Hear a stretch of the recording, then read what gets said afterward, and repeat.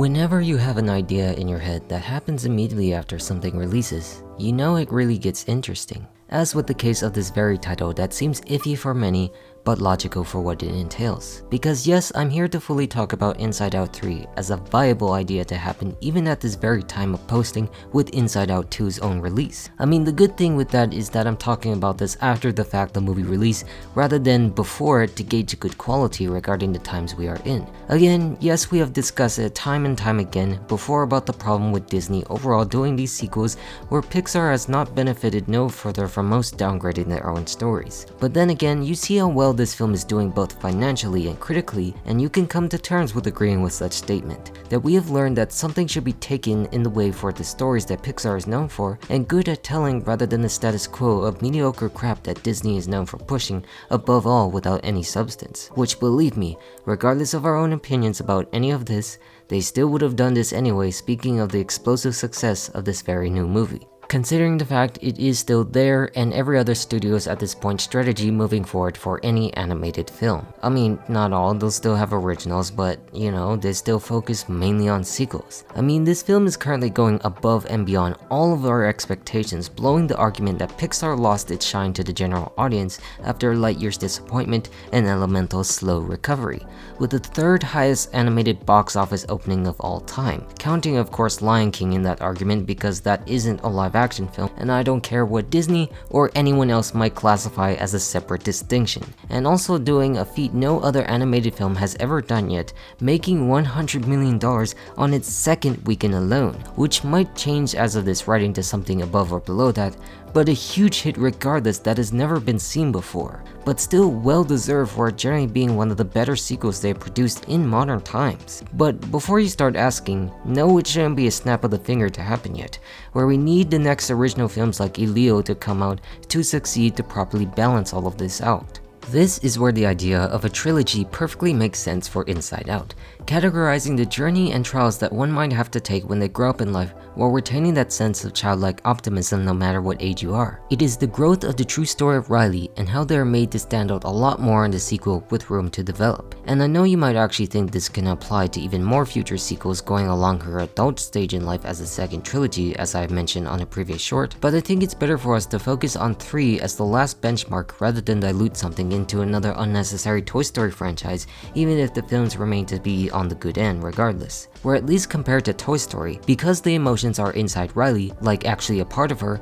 these films themselves can still make much more sense rather than how the other movie moved on from Andy, even if the toys are more important to focus on. Because when you think about the number 3 in Pixar, you realize there isn't a whole lot to go off on. Either you have Toy Story obviously, or Cars 3 for that matter. And also when you look at both of them, you actually see how great they were as conclusive arcs. Toy Story being this perfect trilogy growing with Andy, and Cars 3 returning the franchise to the real focus it should have had with Cars 2 in the actual story of Lightning McQueen. Whether it be Andy or McQueen, it's about this grand journey and legacy one took in the first place, circling events back perfectly towards the next stage in life. And within Riley and Joy's journey is also something to grow from too, similar to Andy and Woody, except for the fact that they won't split apart, since they are technically the same person, evident by each person's dominant emotional trait. The bigger part of this is how each film probably seems to focus more on Riley. Like, yes, the main part is the emotions themselves and they did a good job to focus on that, but there's more and more involvement of the real world experience with the main character Riley herself,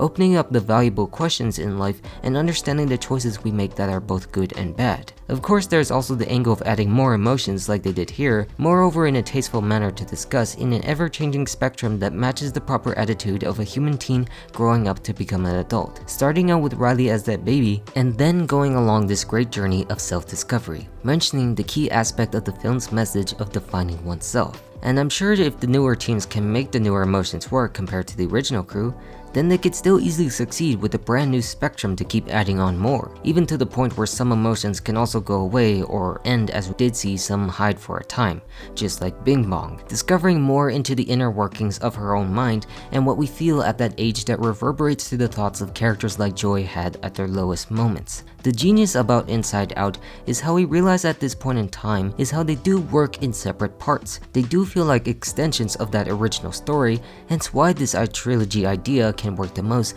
when it's done in a tasteful way that could seem if you don't even need to watch the previous movies to get what it's all about. Where I said before that one works fine as it is, and so does two. Both good films to be apart will still be connected. And at this point in time, I really dare say that making all of this will overall be even more emotional than Toy Story. Pun intended in both senses of the word, if you get what I mean, in the obvious characters we see. Not to say that it will be quite as good as the high quality those films set out to achieve, but just enough to be better than the rest. It's a far more better idea than say Incredibles 3, where its messy mediocre sequel still failed to live up to expectations these days, and it's just harder to figure out when you have something like that. I mean, this isn't to say it's going to be bad, it can potentially be good as well with the ideas that can work, but compared to a Cars 3 situation, it's just not going to feel as complete as what we speak in terms of Toy Story or even now Inside Out. But I wouldn't hold it against them to actually make Incredibles 3 or Finding Nemo Part 3 in the near future first, as we've discussed before. But then again, I have to remind myself too to temper my expectations despite all of these other praises. I'm clearly not the one who has to develop such ideas, where I leave it to the fantastic crews at Pixar